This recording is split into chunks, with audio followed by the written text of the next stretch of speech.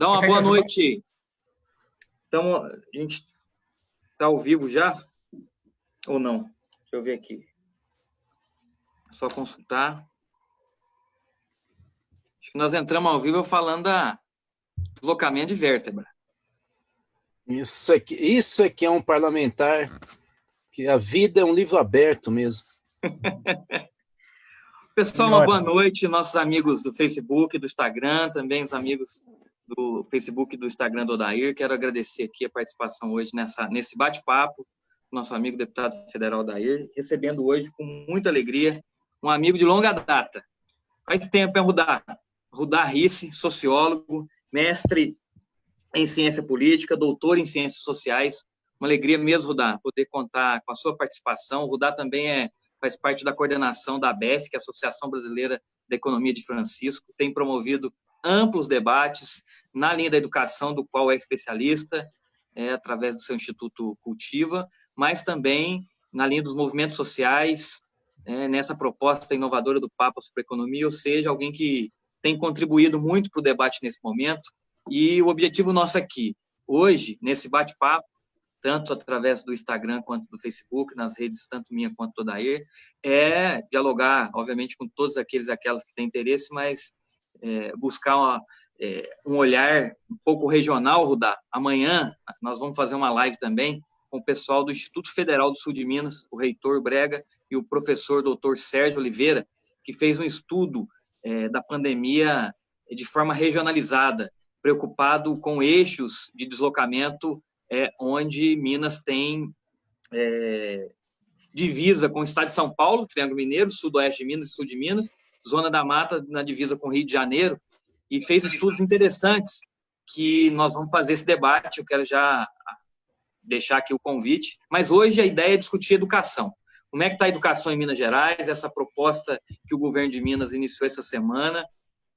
Você que tem experiência tanto de forma geral na educação. Recebi mensagens hoje, se nós vamos discutir educação infantil, comentei que a ideia é um pouco a educação do Estado, mas, obviamente, teremos várias perguntas aqui nesse sentido. Então, você comentar para a gente como é que você está vendo com as experiências nos debates que você está fazendo em todo o país, como é que está em outros estados, qual que é a dificuldade que nós temos aqui, e depois a gente vai acrescentando isso com interação com aqueles que nos acompanham, e também algumas perguntas que eu quero te fazer diante do cenário que nós estamos vivendo de pandemia e do governo de Minas. Então, mais uma vez, obrigado pelo convite, boa noite, e você que nos acompanha aqui, obrigado pela participação, a gente vai interagindo com todos, mas agradecer essa atenção e essa disposição por um debate que não tenho dúvida em dizer que vai contribuir muito para o nosso trabalho aqui.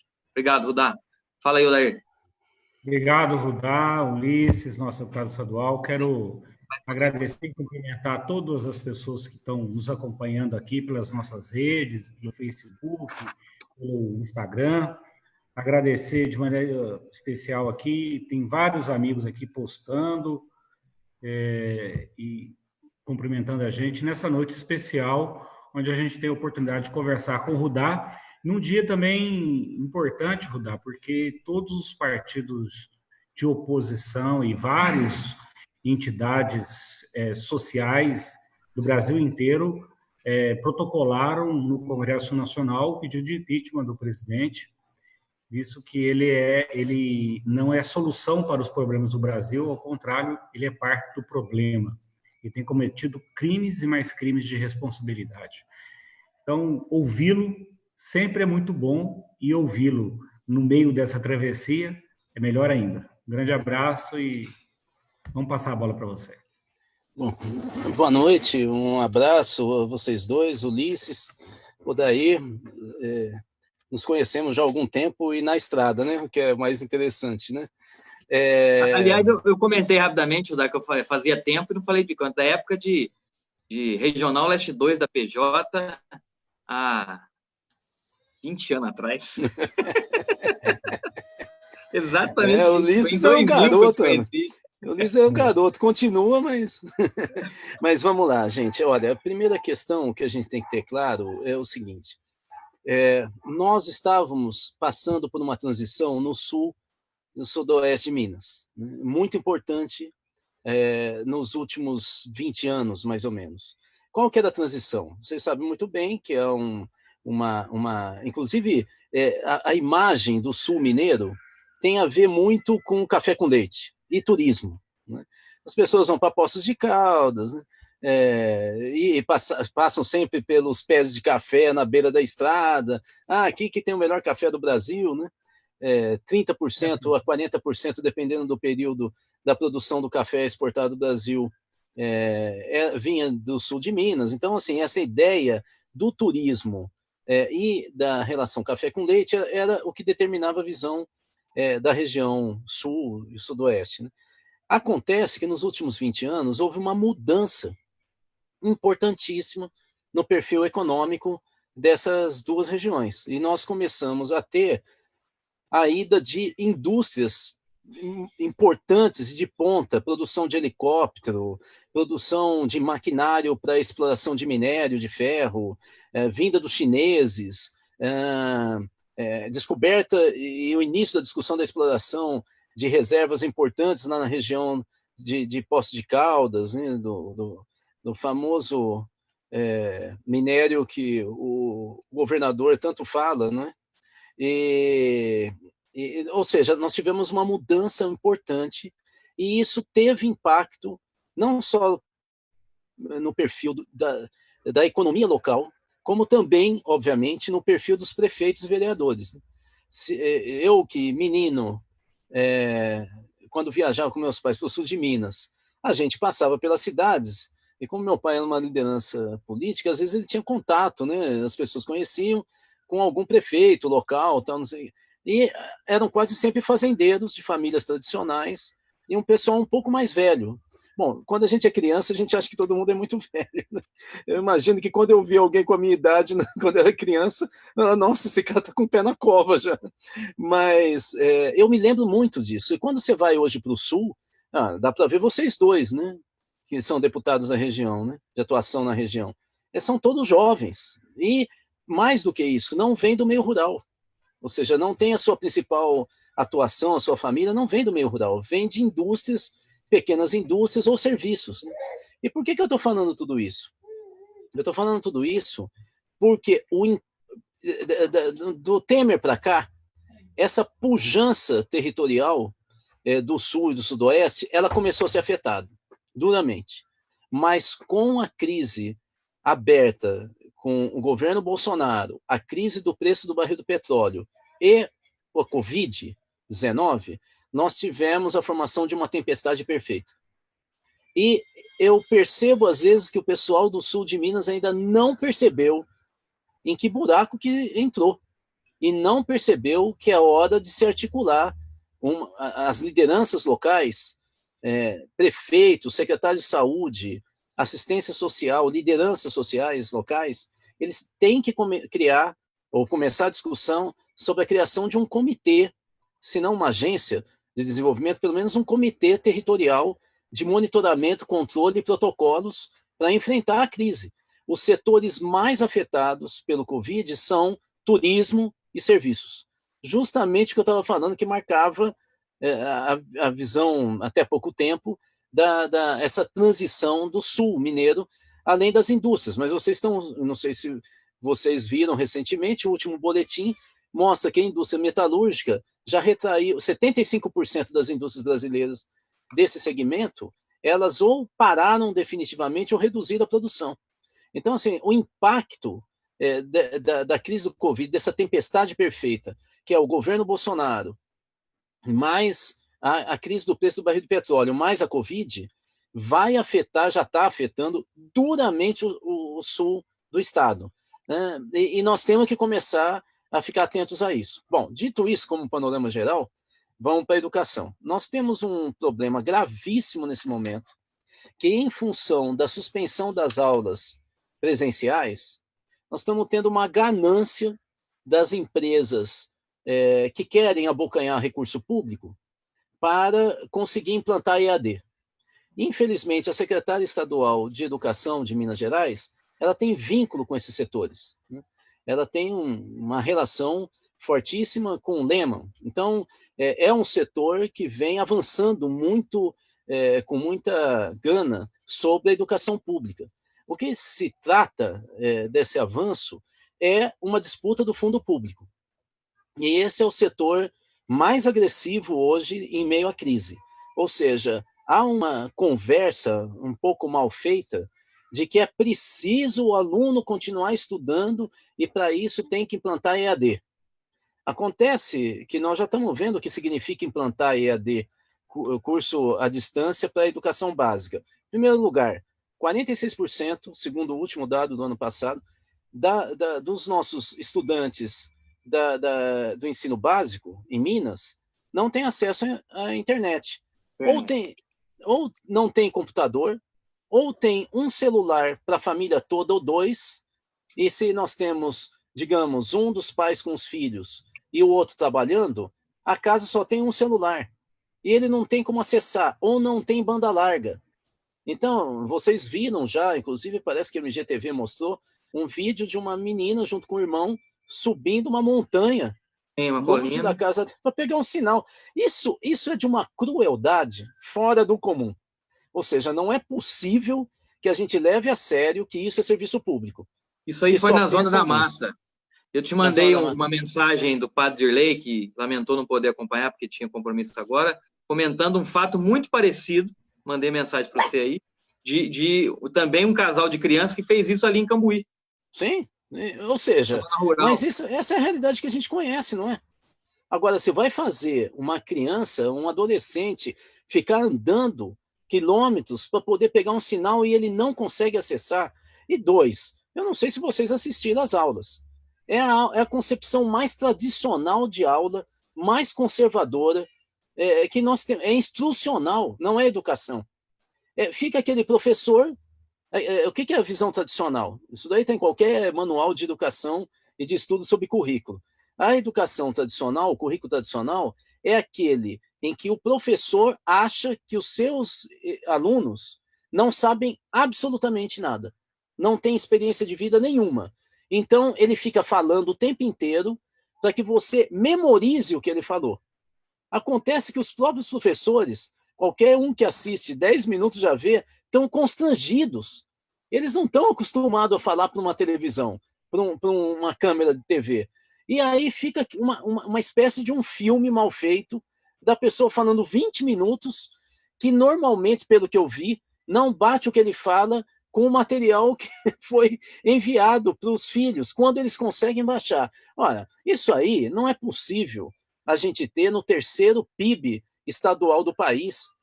O estado que vem definindo a eleição nacional é Minas Gerais. Não é possível, depois de JK, a gente voltar para esse retrocesso do século XIX, né? Ou seja, a secretaria... São Paulo, que tem uma estrutura, né, todo mundo sabe, melhor, a proposta lá atendeu apenas 48% dos adolescentes. Não, hoje 7 estados decidiram que a aula EAD não vai contar para currículo escolar. 7 estados do Brasil. O problema é que nós que somos especialistas da área tentamos explicar que isso não era uma disputa política, é uma concepção de educação. Aliás, não é concepção de educação, é educação. E que EAD para educação básica não funciona. Nós tentamos explicar aqui em Minas Gerais que Paraná já tinha dado errado. Nós temos relatos, o próprio governo, a Secretaria de Educação, mas existe alguma força mágica que levou a Secretaria de Educação a adotar o pior sistema de educação que pode ter. E aí você vê a avalanche de desesperos de mães, de pais, mas principalmente mães. Eu vejo toda hora na internet gente mandando coisa para mim, falando: o que eu faço, professor? Qual é a saída? Pior, professores estão me procurando. Rudá, o que a gente pode fazer? Qual que seria o melhor mecanismo? Não, e nós que somos designados? Se não tiver EAD, nós vamos fazer o que da vida? É demais uma coisa dessa. Ou seja, ao invés de a gente ter um governo que nos dê suporte, segurança, é um governo que gera desigualdade, confusão, humilhação. Quer dizer, é impressionante. Já imaginou? Só uma questão, Odair e Ulisses, já imaginou a criança ou adolescente que tenta assistir uma aula e não consegue porque não tem banda larga ou o equipamento de acesso é ruim? O que eles estão falando para os pais? Por que vocês não conseguem? Eu soube hoje, pelo Sindiúti, que nós temos vários meninos e meninas na rua, e não é que eles são meninos de rua, não, em situação de rua, vendendo bala, vendendo para comprar um celular para acessar a aula da Secretaria Estadual de Educação. E assim, a Secretaria de imprimir falar... as apostilas, nós estamos tendo problema. Isso é o fim da picada, gente. Isso é o fim da picada. Você tocou, né, ao final, que eu queria refrisar aqui, é a situação psicológica das crianças, e dos pais também. Porque todo mundo, lógico, quer voltar a estudar, quer ter oportunidade, quer crescer na vida. O objetivo de todos os pais e mães é fazer com que as crianças tenham acesso à educação de qualidade. Bom, você vê uma aula dessa e submetida a essa forma, ou seja, eles querem, achando que o processo educacional é apenas a informação de conteúdo. O ambiente, o aluno precisa estar preparado para receber aquela informação, para gerir a informação, obviamente, esses ambientes aí vão reproduzir uma frustração gigantesca nas pessoas. Bom, não sei se você compartilha. Sim. Então, vamos lá. Então, na área pedagógica, vamos lá. Primeira parte. Grande parte dos especialistas, principalmente da USP, da área de tecnologia, eles dizem que não vale a pena você... Aliás, eles dizem para não fazer isso, entregar celulares e computadores para crianças abaixo de 7 anos de idade. Eu estou falando isso porque já tem uma discussão aqui no Estado de implantar IAD para a educação infantil. Sinceramente, eu não sei onde esse pessoal se formou. A sorte deles que não passaram por mim quando eu era professor universitário. Mas o fato é que eles dizem por quê? Porque a internet ainda hoje, ela trabalha com um raciocínio binário. Eu digo sim ou não, eu aperto o botão ou não. E o raciocínio binário gera, justamente como eu falei, um tipo de comportamento que ele não trabalha com pensamento lúdico. Ele ele acelera, ele passa por cima da infância e joga as crianças numa visão objetiva da vida. Eu quero ou não quero, não tem meio termo. Acontece que um dos momentos mais importantes de amadurecimento do ser humano se dá na infância, quando ele constrói o que se chama, na teoria, de paralógica. O que é paralógica? Para não ficar falando muito teoria, é o jeito de pensar da Alice no País das Maravilhas. Ou seja, é uma certa mistura entre fantasia e realidade. Se eu passo por cima, dentro de uma visão objetivista da educação, desse momento da paralógica, nós vamos formar adultos que não são humanistas, que não conseguem lidar com a própria tristeza e a diversidade. Ele não tem um pensamento artístico, poético. Ele, então, portanto, é menos criativo. Então, há uma série de autores que vêm sugerindo que só a partir dos 7 anos é que vale a pena você estar trabalhando com esses instrumentos virtuais de comunicação na internet, computadores e assim por diante. Bom, depois vamos entrar, então, na infância. Por que é que no Brasil se proíbe homeschooling como tem nos Estados Unidos? É bom primeiro lembrar que a pior educação básica da América é dos Estados Unidos. Quem fala isso são os Estados Unidos. Basta pesquisar na internet um documento chamado Uma Nação em Risco, que é um levantamento da educação dos Estados Unidos, ou se vocês quiserem, deixa eu ver se dá, leiam esse livro aqui, Diana Ravitch, Vida e Morte do Grande Sistema Escolar Americano. Esse livro aqui, a Diana Ravitch, é simplesmente a principal educadora que assessorou na educação o Bush e o Clinton para implantar sistemas de teste como o IDEB nos Estados Unidos, antes de vir para o Brasil. E depois da premiação para o professor. Tudo que a gente tem implantado na educação, ela mostrou que deu errado nos Estados Unidos. Então, por que é que nós não adotamos a aula em casa, que é o que tem gente querendo aproveitar a onda para depois discutir essa lei, vocês podem ter certeza que esse é o objetivo, é implantar homeschooling, ou seja, dar condição para o pai escolher se quer colocar na escola ou ensinar o filho em casa. Esse é homeschooling, né? A escola em casa, né? No meu lar. Né?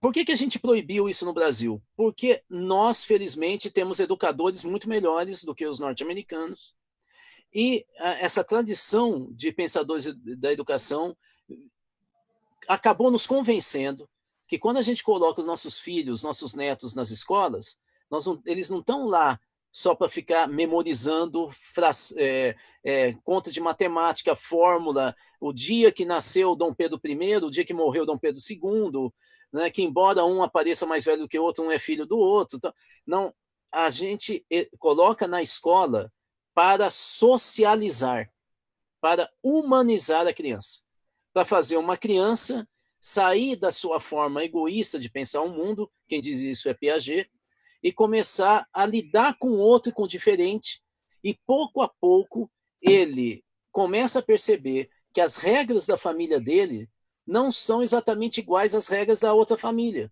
e de outra, e de outra.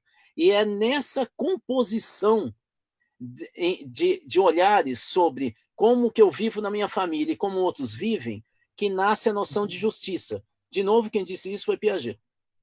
Então, se eu educar os meus filhos só em casa, eles não vão se tornar humanos. Eles não vão ser tolerantes. Aliás, vamos dar mais um passinho. Por que a gente lê um livro? Claro que quem não estuda educação acha que é para decorar para fazer prova ou concurso. Mas quem estuda educação sabe que a gente lê o livro para ter contato com a experiência e o pensamento de outra pessoa. Que ela não necessariamente... Desenvolve imaginação e tudo. Uma história que seja, por melhor que seja um filme, um programa, é aquela imagem fechada. Você pode aprender, mas o livro não. O livro te abre perspectivas na criança. Você sabe que eu fui... Todo mundo, na verdade, né? De desenvolver o imaginário de forma sem limite. Você sabe que eu fui da equipe do Paulo Freire, né? O Paulo Freire, você sabe quanto tempo ele demorava para ler uma página de um livro com a gente?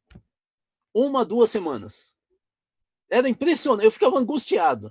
Ele abria um livro e começava a ler em seminário, ele parava e comentava uma experiência dele, fazia exegese, ele falava qual é a origem daquela palavra, qual era o significado, o que o autor... Ele trabalhava o texto, ele dava vida para o texto.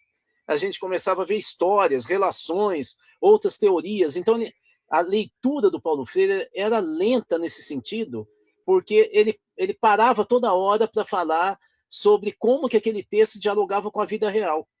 Se você fica decorando... Aliás, você sabe de onde que vem a palavra decorar? Vem do latim e significa do coração. Os latinos, os romanos diziam, quem sente algo nunca mais esquece.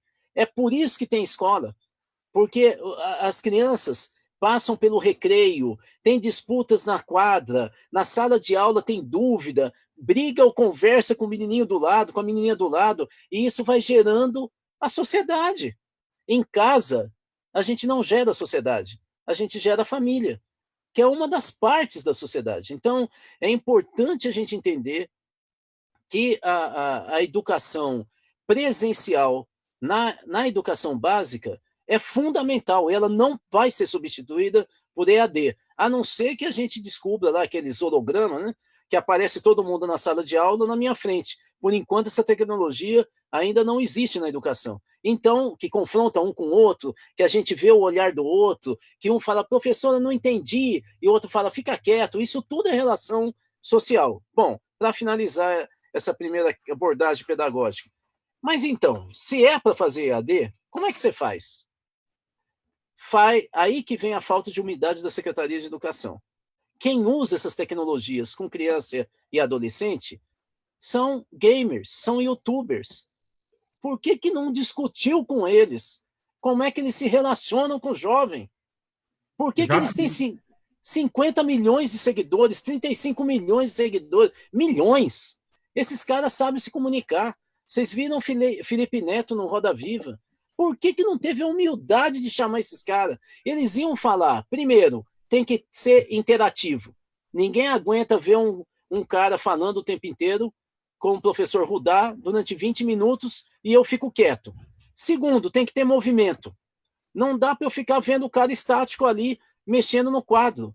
Tem que ter filminho, tem que ter som, tem que ter voz. Né? E terceiro, tem que ter algum tipo de desafio. Isso é típico dos jovens. Eu tenho que criar alguma situação em que as crianças, os adolescentes se sentam desafiados. A Secretaria de Educação vem fazendo um modelo que é o oposto disso, é o século XIX, usando tecnologia do século XXI. Lamentável isso. E o que a gente, Rudá, o que a gente tem percebido aqui é que o interesse é logo despejar um tanto de informação para fazer por ser feito.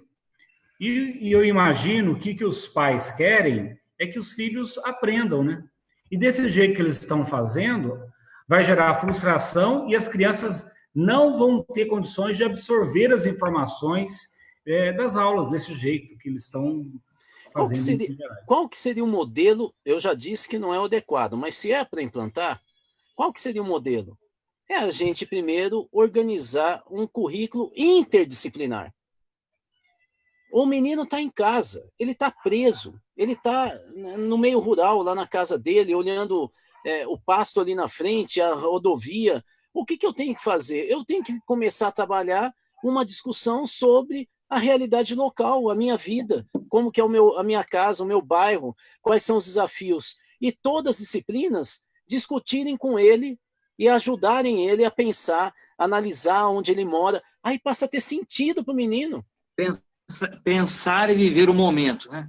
Inclusive, você tem alguém capaz de nos dar alternativa aqui, a gente sabe disso, que a juventude é capaz de encontrar isso, alternativas para a gente enfrentar. E olha, esse é um problema da construção, porque o que está todo mundo questionando, obviamente os professores em primeiro lugar, porque conhecem claramente, e hoje estão sendo cobrados de serem mais do que professores, youtuber, como é que fala? Artistas e tudo mais, porque ninguém se preparou para essa situação. E a Secretaria de Estado propôs algo do dia para a noite, que por melhor que seja a boa vontade da secretária, não teve a capacidade de ouvir, ao ouvir, já que ela não conhece a realidade do Estado, porque isso aqui não é só uma crítica, é algo real, não é só porque ela veio de outro Estado, que ela conhece o Rio de Janeiro, que lá ela não deu conta de implementar. É porque ela veio de lá e não se dispôs a conhecer o Estado. E talvez esse pouco tempo que ela está em Minas, um ano e pouco, no governo, tocando a educação, este momento da pandemia poderia ser, talvez, para ela, uma oportunidade de construir um diálogo mais amplo com toda a categoria, o que ela não fez. Né? Colocou, digamos assim, no termo popular, goela abaixo uma proposta, sem construir, e aí você tem um conjunto de fatores que, por melhor e mais perfeita que puder ser aquilo que a secretaria propôs, tem um conjunto de fatores que dificulta a realidade de Minas, onde 44% não tem internet, dados do IBGE, 44% dos nossos jovens não têm internet, não tem estrutura, nem os professores têm condições de ter os computadores. No caso, para fazer o atendimento, teria que ter o computador, teria que ter internet. Eu recebi questionamento essa semana de professor, estou tendo que pagar a internet, nem perspectiva de pagamento de salário eu tinha. Ou seja, o Estado, além do conteúdo e da proposta fora da realidade, não teve sensibilidade, capacidade de diálogo para construir algo, seja nesse caminho, Rudá, né, mais leve aos alunos, aos professores, mas de fato dentro da realidade. Aí nós estamos vendo problema com os professores que não estão dando conta, nós estamos vendo problema com o material pedagógico, seja no conteúdo, na qualidade dele, ou no formato. Os alunos estão tendo que imprimir. Quem disse que os alunos da rede estadual têm condições de imprimir isso? Que seja 10, 15, 30 reais as tabelas que nós estamos vendo espalhadas pelo Estado que está chegando. É um modelo excludente. E é lamentável, No momento em que todos sofrem com a pandemia, nós temos que encontrar maneiras, formas de todo tipo de política pública, e na educação também, que seja mais inclusiva. E o governo apresenta algo totalmente excludente. Olha, Ulisses...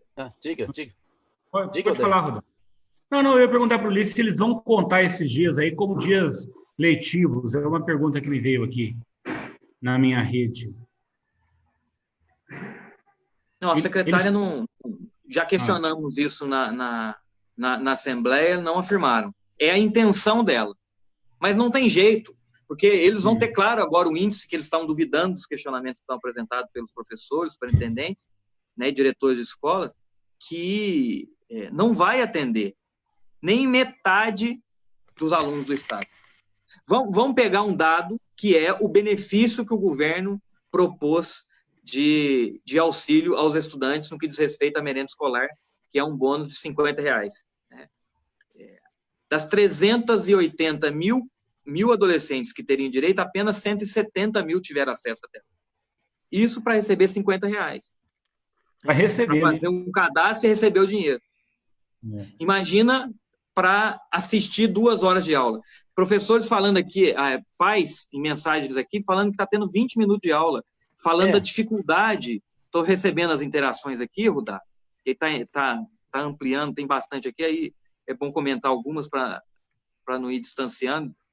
E aí tem pai aqui falando exatamente isso, da dificuldade, 20 minutos de aula, do material, né? Questionando aqui, esse tipo de aula não está funcionando. Um pai, o William Magalhães, boa noite, deputado. Está complicada as aulas online para as crianças. Minha filha está tendo muita dificuldade em razão do acesso à internet. O Renatinho diz assim, do mesmo jeito que não funciona a não reprovação dos alunos adotada no governo Itamar, usada até hoje aqui em Minas. Depois o Rudá podia comentar isso. Outro, o Antônio aqui, fala sobre as apostilas por matérias e aulas. Está ficando caro. As escolas não podem imprimir as apostilas. O governo soltou um documento deixando toda a obrigação para o diretor. O professor que tem que ir à escola para algum tipo de trabalho, ele tem que preocupar com a sua segurança, não tem nem material de proteção no que diz respeito à pandemia, ele tem que ter a internet. Nós, nos debates que a secretária de Educação esteve na Assembleia, nós propusemos isso, particularmente eu propus isso a ela. Por que o governo, que tem uma boa relação com o empresariado, não discute planos de internet, por exemplo, em pacote móvel, para professores e alunos? Era hora. O governo está aí, anunciou há 15 dias atrás a ampliação de sinais de telefonia celular para zonas rurais, continuando os programas anteriores. Ótimo, excelente programa, vamos ampliar o acesso. Mas não é hora, então, de criar um programa de pacote de internet para professores e para alunos? Você começa a ampliar. Então, Ulisses, vamos por Ou seja, aí são os problemas, mas eu acho que é bom dar sequência aí. Vocês levantaram 7.000 questões, vamos lá. O MEC deliberou que não será mais necessário cumprir os 200 dias letivos nesse ano, mas tem que cumprir as 800 horas. Entendeu? Tem que fazer um arranjo e entuchar um cálculo que deu 800 horas. Bom, segunda questão.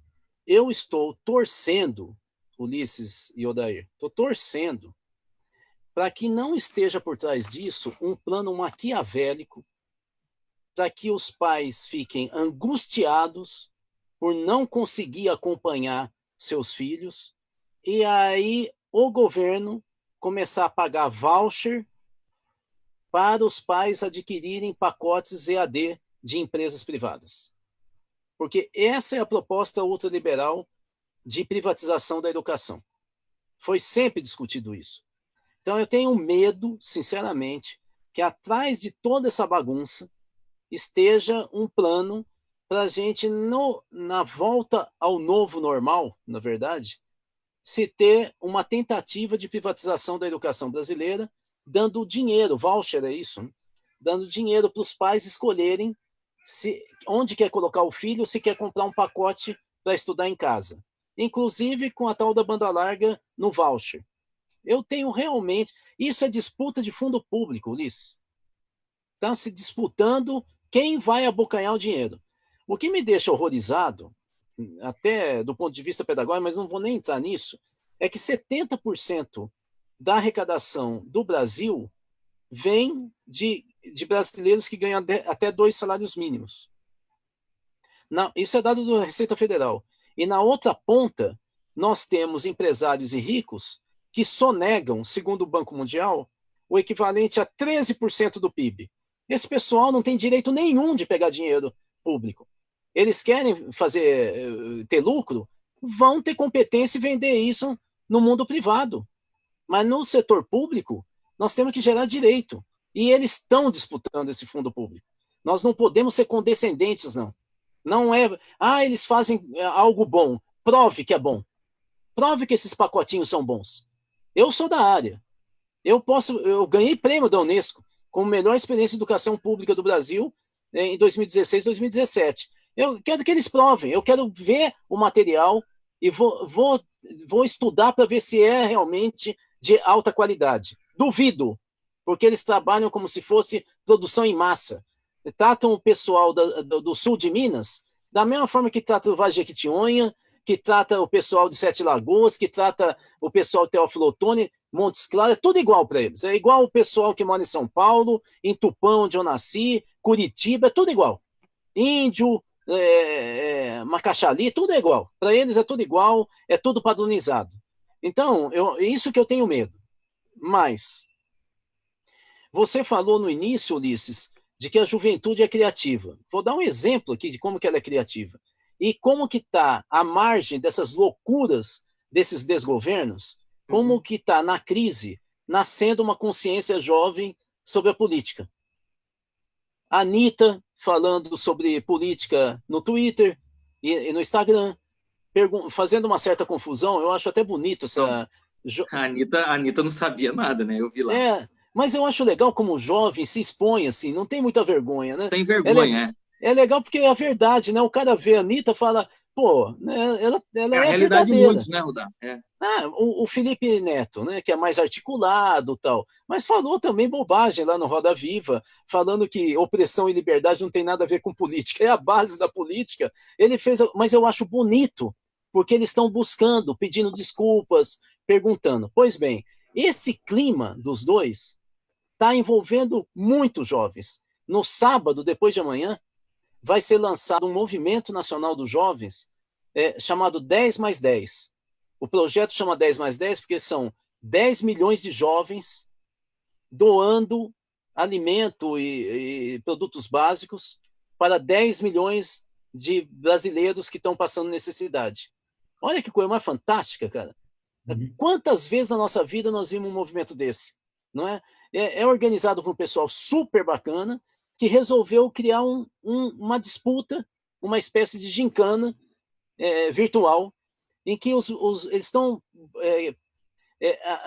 convidando os jovens a criar times, time dos corintianos, time dos católicos, time do pessoal, tudo, time dos roqueiros, dos punk, times de jovens, só jovem, e a disputa é quem consegue convencer mais gente do círculo deles a doar, a comprar ticket alimentação eletrônico.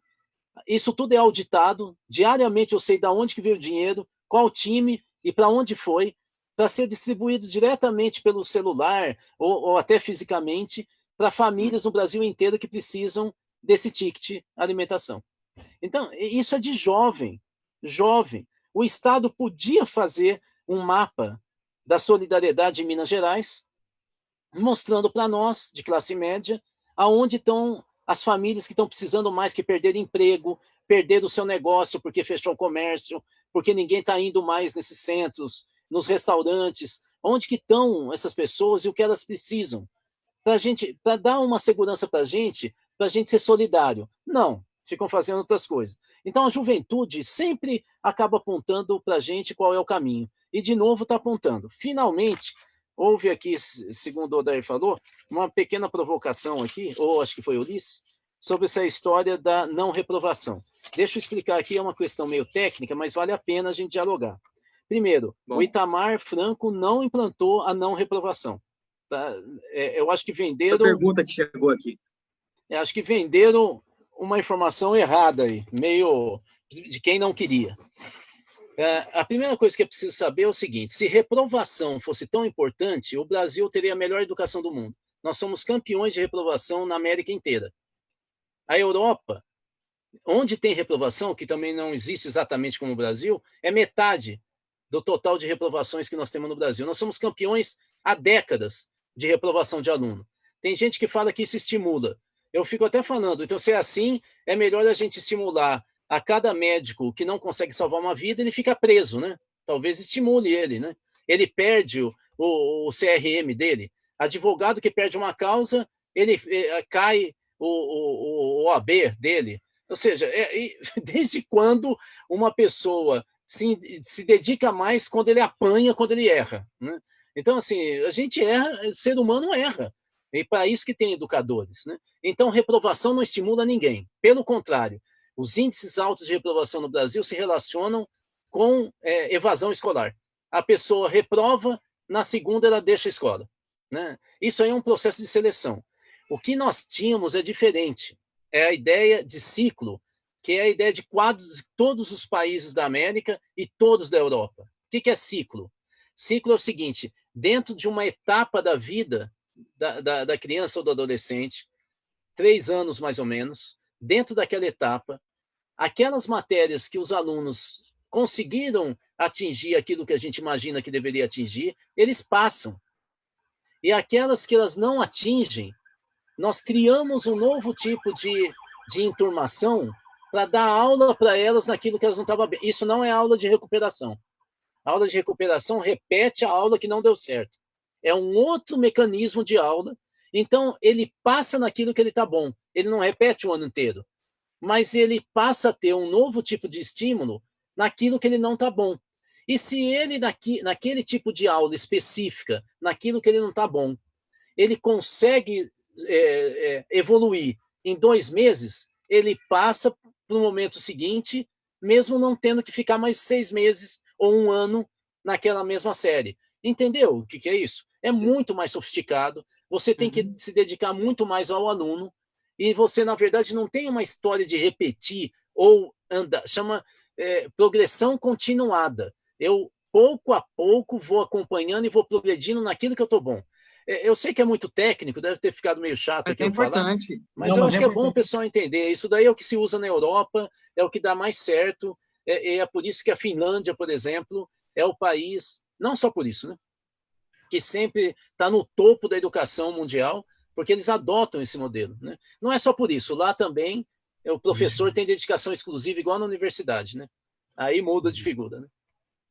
Ulisses, a Fabiana está perguntando aqui que ela é professora da rede municipal e supervisora pedagógica da rede estadual. Ela pergunta: face ao cenário da pandemia, o plano estadual de educação e os planos municipais de educação estão sendo ou serão alterados no sentido de adequação das metas para o ano 2020? E ela pergunta se há algum acompanhamento da Assembleia em relação a isso, dos conselhos municipais e estaduais. E estadual. Olha, desculpa, quem que é? Fabiana? Fabiane. A grande dificuldade, a Comissão de Educação está questionando isso, é que a secretária tem ignorado as ações da Assembleia, criou um comitê paralelo, sem diálogo algum, e nós tivemos, na semana passada, de forma presencial, uma reunião do Colégio de Líderes, que eu faço parte, com a Comissão de Educação, que gerou algumas consequências. Primeiro foi o debate que nós promovemos essa semana, com pesquisadores, especialistas da Fiocruz, da Universidade Federal de Minas e do Instituto Federal, discutindo através da Comissão de Ciência e Tecnologia a pauta da pandemia. O outro é um acordo que nós estamos tentando votar um projeto de lei para garantir, falei isso com alguns professores, e aí a gente já tem avançado na votação de vetos na Assembleia, que é a garantia da não demissão dos contratados designados no Estado. Que é importante a gente garantir isso, né, para o governador não fazer pressão diante de algo tão injusto, conforme a gente já vinha sentindo isso do governo, né, que é dependendo de uma situação ou outra, que não tem aula, não tem isso, vamos demitir, então.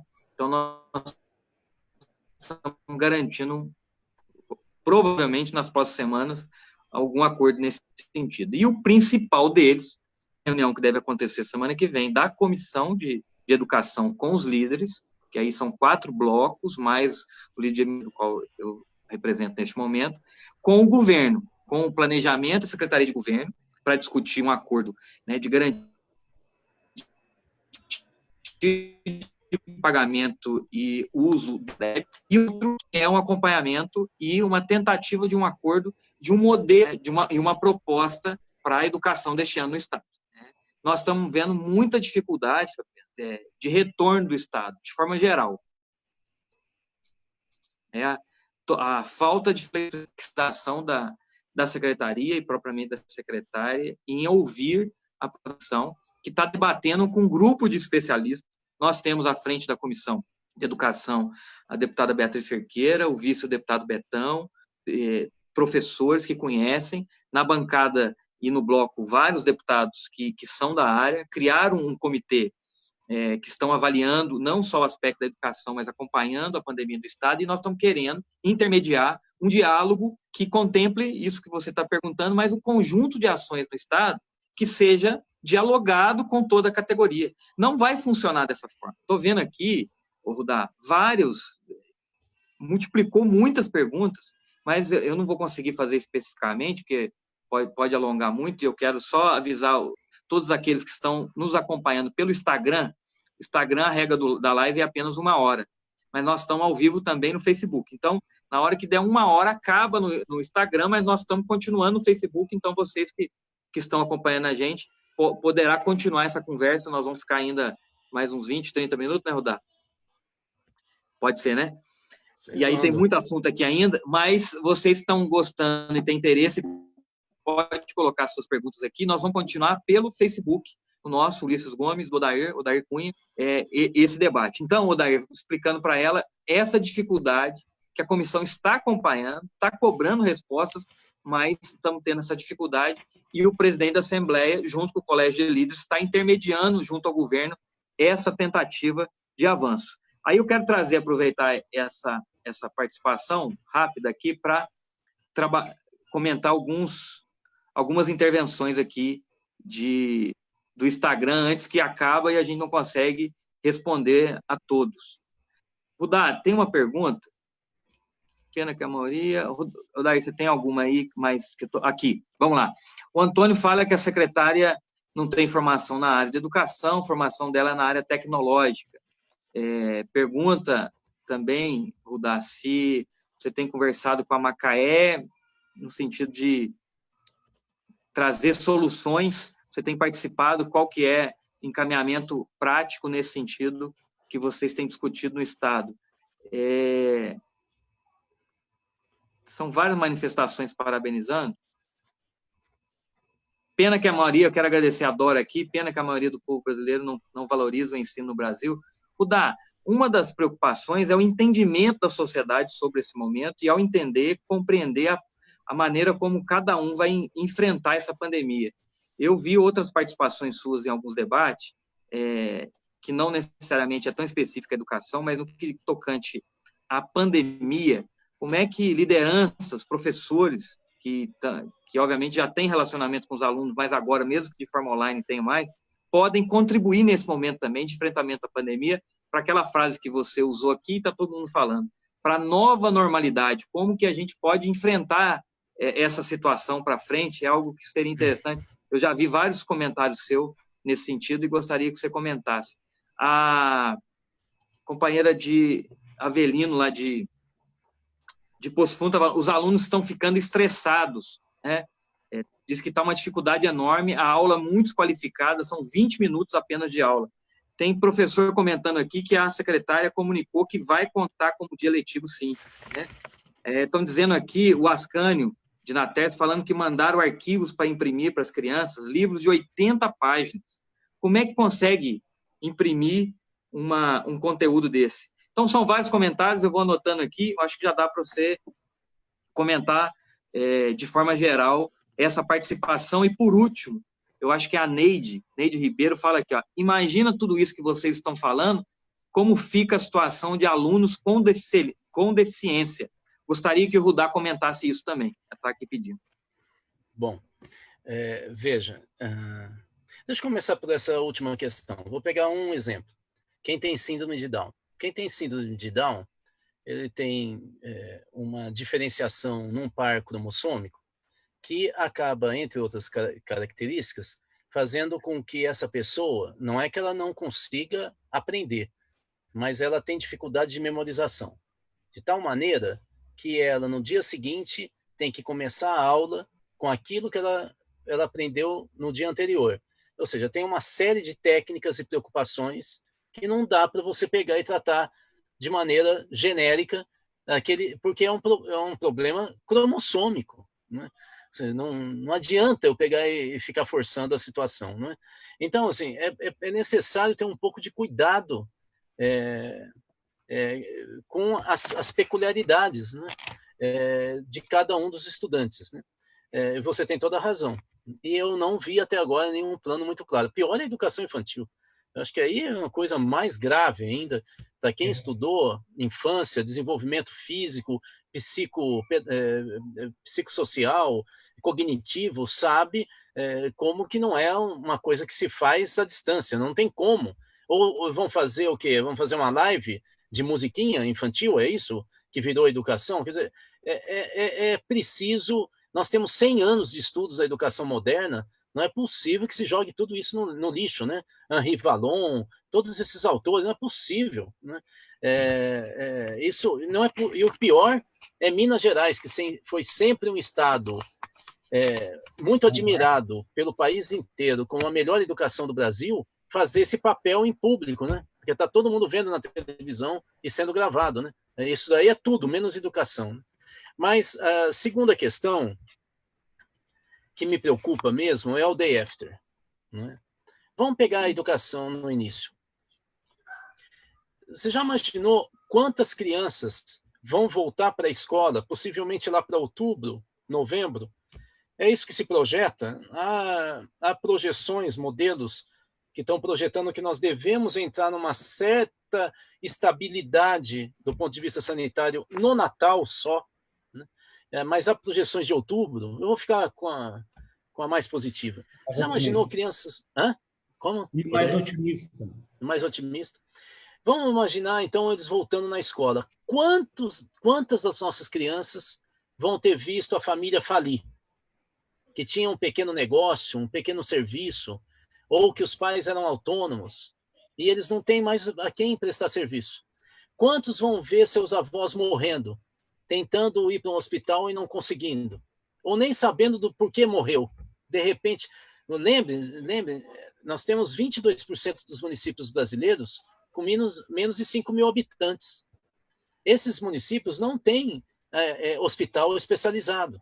Se você não tiver um diagnóstico rápido, é possível de achar que aquele avô morreu, começou a tossir e estava com falta de ar, mas não liga com o Covid-19.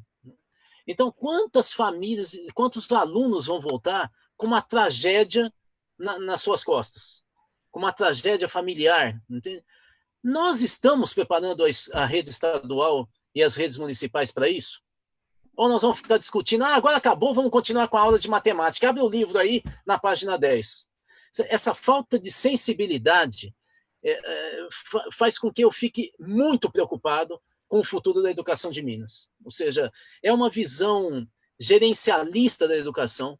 Ou seja, eu preciso, no mês tal, cumprir esse conteúdo e depois isso, cheio de tabelas, cheio de burocracia, mas que nós sabemos qual que está sendo o resultado, né?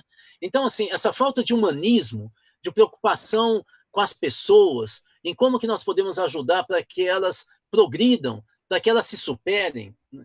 E isso, já volto a falar, são anos e anos de estudo na educação, na psicologia, na neurologia, estão jogando tudo fora. Estão jogando tudo fora. Eu fico surpreso de saber que a secretária é especialista em tecnologia. Eu acho que, então, a Secretaria de Educação deveria ouvir mais a secretária, porque o que a gente está vendo aí na TV, na Rede Minas, é tudo menos alguém que entenda de tecnologia. Será que a secretária está sendo tratada igual a Regina Duarte foi tratada no governo federal? Agora eu fiquei preocupado, né? Talvez a gente tenha que ser solidário com ela porque ela talvez não está sendo ouvida, né? E a última questão, se eu estou conversando com a Macaé, não, eu sou consultor há mais de 10 anos do Sindiúti estadual, eu estou conversando muito com a Denise, a coordenadora estadual, excelente. E com vários educadores para a gente não só acompanhar, nós somos muito preocupados, né, com o que a gente está vendo essa semana. Nós vamos criar um comitê de alto nível do país inteiro, ao redor do Sindiúti, para a gente discutir alternativas pedagógicas com as novas tecnologias e discutir como que nós podemos enfrentar esse descalabro que está acontecendo e aumentando a desigualdade no processo educacional. Eu queria lembrar o seguinte, para muitas famílias, a educação é a única saída e esperança que tem para o filho não ter a vida que os pais têm, que os avós tiveram, que os bisavós tiveram. A educação pode ser uma saída nesse estilo de vida e ele projetar para um sonho, para a felicidade. E aí a gente não pode enterrar essa esperança, porque uma nação em que a esperança e a expectativa das famílias é destruída, é uma nação destruída. As pessoas não têm mais respeito às instituições, às normas, não confiam mais em ninguém, porque ela foi abandonada pela nação. Então, a gente precisa entender que a Secretaria de Educação é o Estado, e isso é público, não é da secretaria, não é do grupo que está lá, não é da força política que está lá. Isso é um órgão público, é Estado. O governo pode ser a força política que está administrando o Estado, mas o Estado é público. O Estado não é do partido que ganhou a eleição. E eu acho que é isso que nós temos que abrir a discussão. É essa a educação que a gente quer? É essa a educação que a gente quer para os filhos dos mineiros, para os seus netos? É evidente que não é. Então está na hora de parar e falar, olha, deu errado. Como é que os meninos falam? Deu ruim. É a hora da gente pegar e voltar e falar, olha, nós não vamos pegar e ficar apontando o dedo e brigando. Vamos juntar entre nós. Começou ruim. Vamos tentar dar uma resolvida nisso? Vamos pegar e juntar todos os educadores que sabem o que fazem e vamos achar uma solução. Agora, ficar insistindo num erro grosseiro, não é um erro mais ou menos, é um erro grosseiro. Aí é realmente ocupar o Estado e destruir a educação mineira. O Rudá... Odair, só completar aqui, vai cair o tempo da live no Instagram. Eu queria agradecer a todos que acompanharam nesse período pelo Instagram, tanto no nosso quanto no seu, e convidar, nós vamos dar sequência na conversa aqui, pelo Facebook, nós estamos ao vivo, então, você que está no Instagram e quer continuar, tanto acompanhando quanto interagindo com a gente, pula a conexão lá por Facebook e continua o bate-papo. Um abraço a todos aí que nos acompanharam pelo Instagram. Parece aqueles programas de TV que acaba o regional e vai para o nacional, ou vice-versa, né? Acabou esse. Vamos ficar agora no Facebook. Errada, na verdade. Falei, o Ulisses está terminando antes da hora. Agora que eu vi que realmente já está dando uma hora aqui. Mas, o Rudá e Ulisses, eu recebi aqui tanto da Maria Madalena como da Zilma Maria, fazendo referência de novo à questão de criança especial e as dificuldades que as crianças estão tendo, o nível de irritação, e está muito difícil para elas. Eles estão reforçando, na verdade, o que você falou já aqui, né? Está difícil para os professores e para as crianças e para as famílias, né? É lamentável. Agora, eu queria chamar a atenção de vocês também para uma outra questão, que é o seguinte: alguém pode dizer assim, mas ninguém sabia dessa pandemia. Ninguém poderia imaginar que isso... Ninguém, vírgula. Os governos, o povo, já havia notícia. Agora, os especialistas em epidemiologia que o governo tem, tanto o governo do Estado como o governo federal, eles sim sabiam que essa pandemia poderia chegar ao Brasil. Os governos não foram previdentes, não agiram de maneira a atender e a perceber que essa pandemia poderia chegar ao país e trazer as consequências que nós estamos vivendo hoje. Tanto do ponto de vista da quarentena, do isolamento social, desde que o mundo é mundo e se tem estudos sobre pandemias ou epidemias, todo mundo sabe que o primeiro tratamento é o isolamento, Ou seja, os governos deveriam ter planejado. Veja, hoje foi a primeira reunião nacional de governadores. Até hoje, o presidente da República não havia chamado os governadores, que têm secretários de saúde, que têm secretários de educação, para dialogarem um plano de enfrentamento à pandemia. Isso é gravíssimo, não há coordenação. Os prefeitos, os governadores agiram de maneira voluntariosa, de maneira espontânea, sem nenhum processo de coordenação. Permita só completar e mais fazer essa observação aí. Não é diferente em Minas. Essa segunda-feira foi a primeira reunião que o governador chamou com os prefeitos da região metropolitana. Quem dera o restante do estado. A primeira.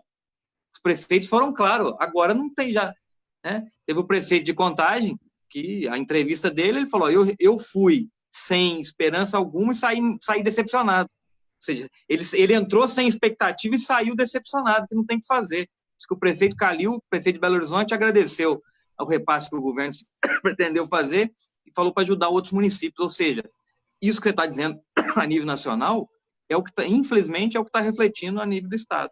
Não se trata, viu, Ulisses e Rudá, só de recurso financeiro. Se trata de organização, orientação.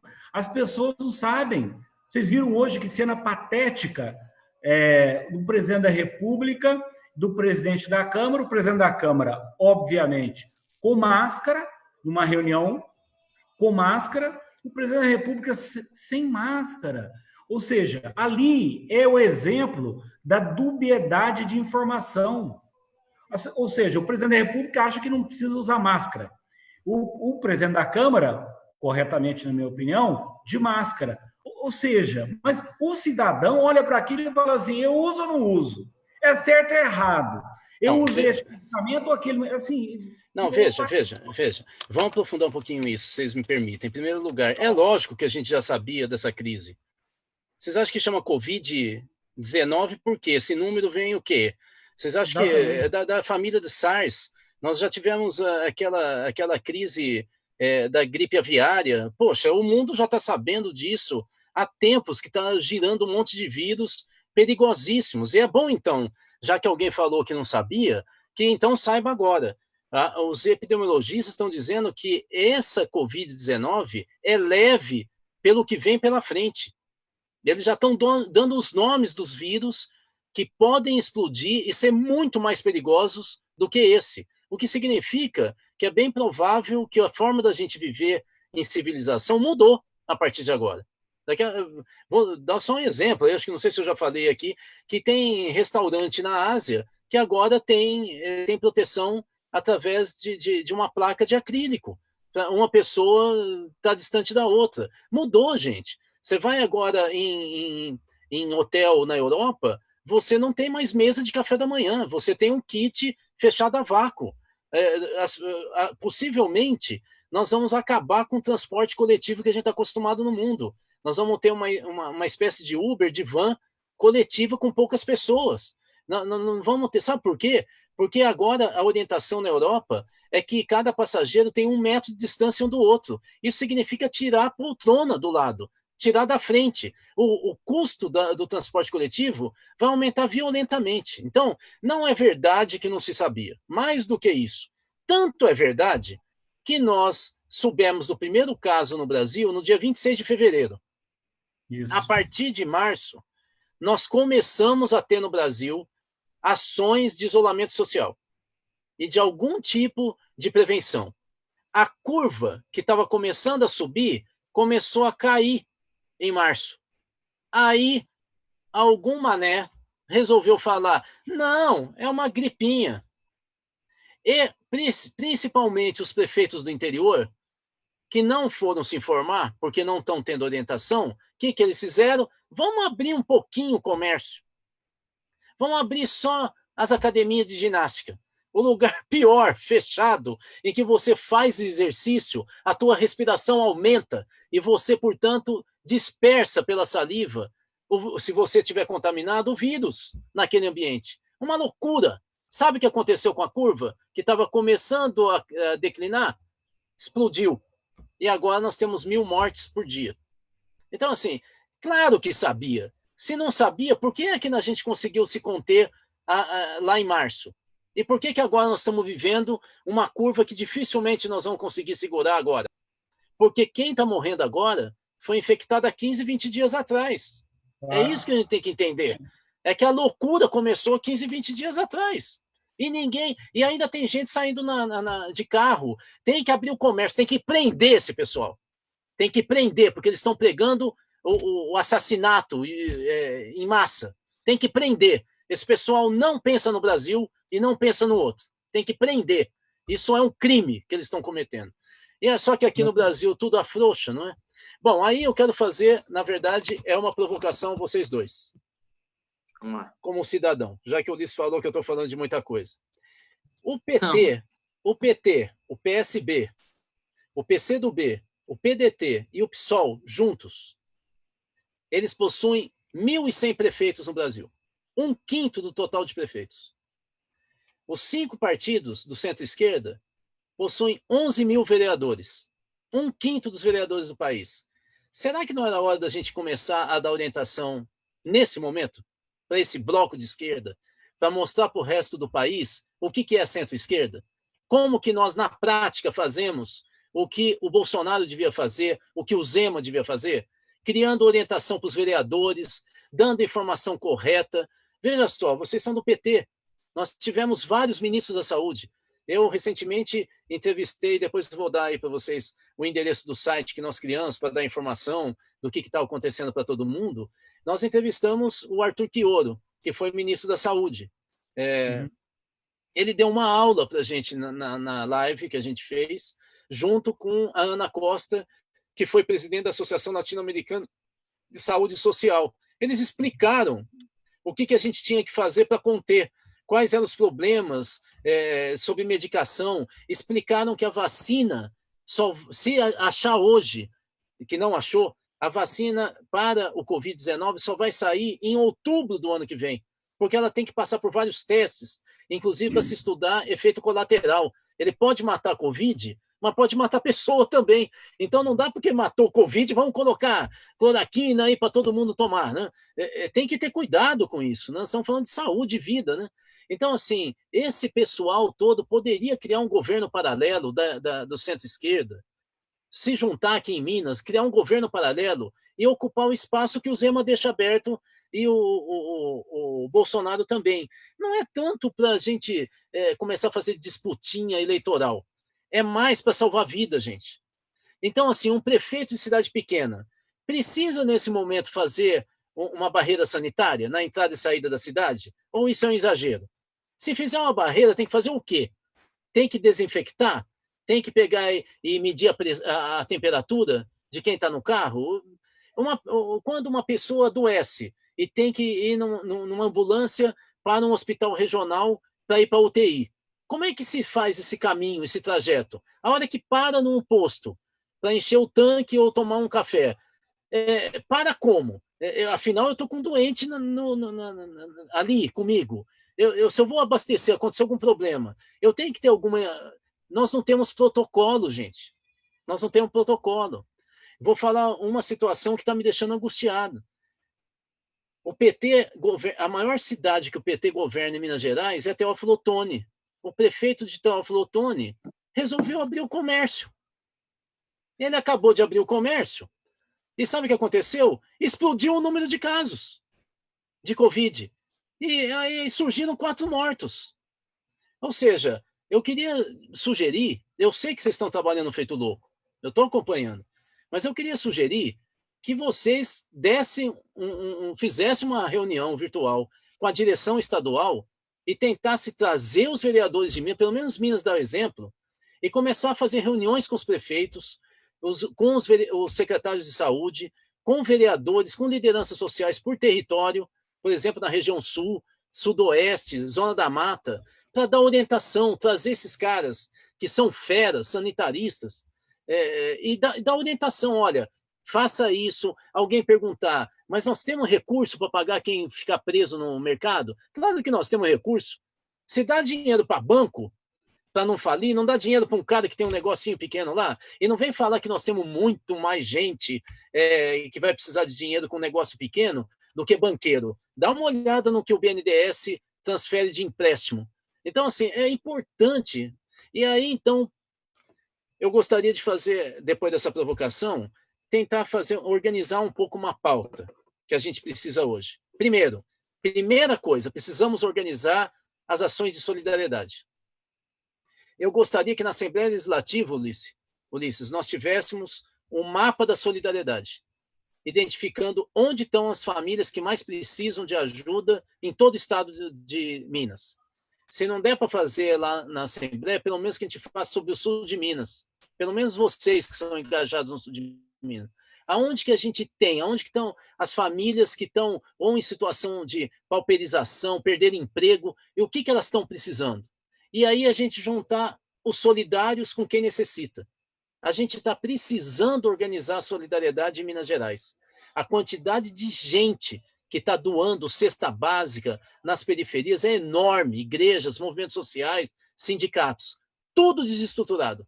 Não tem ninguém que está ajudando a liderar. Sabe qual é o problema? Quando a gente sair dessa crise, não vai ter saldo nenhum. A sociedade não vai aprender com ela própria e vai voltar tudo ao que era antes. Isso é uma novidade no Brasil, essa pujança. Pra você ter uma ideia, eu conversei com o Darcy, que é o coordenador nacional do Movimento Nacional de População de Rua. Ele dizia o seguinte: Rudá, aqui em São Paulo, a solidariedade acabou com a fome. Nós não estamos mais com problema de fome da população de rua de São Paulo. Sabe o que a gente precisa? Sabonete. Você sabe como é importante para acabar com o vírus lavar a mão com sabão. Nós precisamos de 30 mil sabonetes mês só na cidade de São Paulo. Então, se a gente tiver um mapa desse, eu sei que eu não preciso doar comida, mas eu posso doar sabonete e ajudar. Nós não temos esse mapa, não temos essa coordenação. Segundo nível, é o nível das políticas públicas territoriais. É aquilo que eu estava sugerindo. Nós precisamos articular prefeitos, vereadores e lideranças sociais, seja sindicais, de igreja, o que for, movimento estudantil. Nós precisamos juntar esse pessoal e fazer discussão de comitês territoriais, de coordenação e protocolos para salvar a vida, de políticas integradas. Porque no day after, nós vamos ter uma explosão de demanda na saúde e na assistência social. E a gente não está se preparando para isso. A quantidade de famílias que vão precisar de ajuda para viver, que vão estar na humilhação, é enorme. E a gente não está se preparando para fazer esse cálculo. E, finalmente, o nível superior é discutir as políticas que podem dar solução para o Brasil agora e para o futuro. A gente tem que emitir moeda ou não? Nós temos que emplacar um imposto, uma taxação sobre grandes fortunas e herança ou não? Nós temos que recuperar a sonegação de imposto, volto a dizer, que soma 13% do PIB brasileiro, mais do dobro de todo o resultado de corrupção pública no país. Nós vamos, afinal, o que nós vamos fazer? Está na hora da gente organizar esse debate. Os liberais não têm mais o que dizer. Vocês veem que tem um monte de economista liberal que agora já está se aparecendo como keynesiano, como desenvolvimentista, falando do papel do Estado. Veja a Mônica de Bolle, por exemplo, são vários que estão caminhando para o centro-esquerda. Por quê? Porque o liberalismo não tem o que dizer nesse momento de sufoco, no meio da guerra. Só que nós, que nessa temos hora, o que dizer... eles entenderam a importância do Estado, né? Aí a mão Só do que Estado nós não é estamos importante. ocupando espaço, Ulisses. Nós não estamos organizando o debate. Nós não estamos falando com os estudantes. Nós não estamos falando nas igrejas. Está na hora da gente ir com o programa e fazer a discussão. Olha como que a China saiu da crise. Olha como que a Europa está saindo da crise. Olha o que os Estados Unidos estão fazendo lá. Olha que os Estados Unidos. Nós somos o único, é o país mais atrasado nessa discussão, porque tem um presidente que fica inventando factoide. A delícia da vida dele é ficar inventando frase de efeito, brincando com a morte, né? E a gente tem que ocupar esse espaço. Esse é um espaço histórico para o centro-esquerda, os democratas ocuparem, para mostrar por que nós não somos de direita. Não vamos ter outra chance como essa, não. Rudá, sua provocação é perfeita nesse sentido. Nós somos tomados pelo tempo e pelo imediatismo, e que faz parte também. seja em Brasília com tanta votação e pelo apimentado debate que se esquenta todo dia com as peculiaridades, seja do presidente da República ou do seu time ou entorno, mas as demandas são a todo momento e não é diferente no Estado. Mas, realmente, dedicar um tempo a pensar isso, a confrontar isso e buscar soluções é algo que a gente precisa fazer mais e melhor. Seja num debate como esse, quando a gente toma a iniciativa de discutir a educação, amanhã, no que a gente está propondo fazer com estudos que já tem no sul de Minas, mas pensar a ação no sentido de organizar melhor informações, ações, né, o que estão sendo, que tem hoje de solidariedade, o que pode vir a ser, realmente é algo que não foi possível fazer ainda, mas você traz uma boa provocação, né? Não vamos ousar aqui dizer para levar para o estado inteiro, mas aonde a gente tem voz e tem condição de dialogar mais e melhor com as lideranças aqui no Sul e Sudoeste, é uma ação que nós podemos conjuntamente, né, enquanto mandato, enquanto parceiros nas cidades, fazer, né?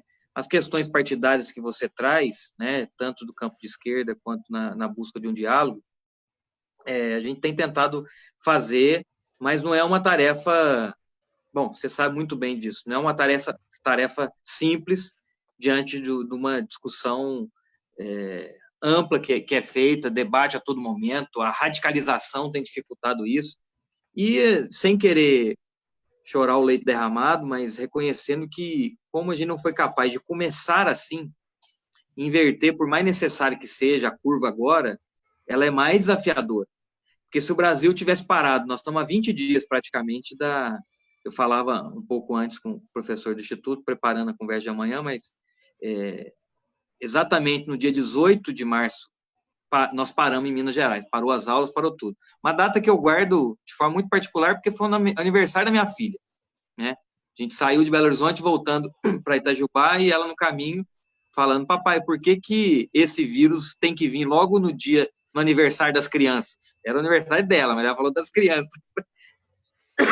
Então, marcou muito que foi o dia que parou as aulas em Minas Gerais, né? Uma ação do sindicato da rede particular, que parou em Minas, e a rede estadual parou também.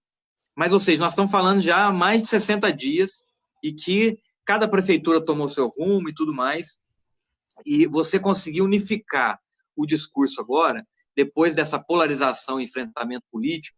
Você viu o que todo mundo quis explorar ontem, depois de um equívoco da fala do ex-presidente Lula, que inclusive pediu desculpa, uma única fala dele que reconheceu e pediu desculpa, a polarização que virou e todo mundo querendo explorar isso, né? O presidente da República, mais responsável do que tudo, 60 dias, cada dia falando um absurdo, passa despercebido. Na hora que o presidente Lula solta uma frase com um equívoco e pede desculpa, aquilo vira uma polarização nacional. Mas, enfim, estou fazendo esse comentário para, de alguma forma, explicar a dificuldade, porque nada justifica. É para explicar um pouco a dificuldade, mas reconhecendo a responsabilidade da provocação que você coloca, da importância da gente unir forças enquanto posição partidária, mas também num trabalho regional. E essa provocação, você pode ter certeza que nós vamos discutir para levar à frente alguma ação conjunta. Inclusive, volto a dizer, amanhã, seja no estudo e análise que o Instituto Federal vai fazer, mas de um trabalho que eles já vêm fazendo, né, que é algo exemplar. Né?